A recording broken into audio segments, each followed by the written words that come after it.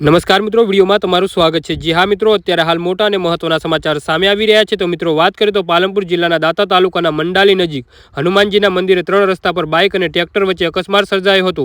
આ અકસ્માતમાં બાઇક સવાર 2 યુવાનોના ઘટના સ્થળે જ મોત નીપજ્યા હતા। આ અકસ્માતના બનાવની જાણ થતાં દાંતા પોલીસ ઘટના સ્થળે દોડી આવી હતી।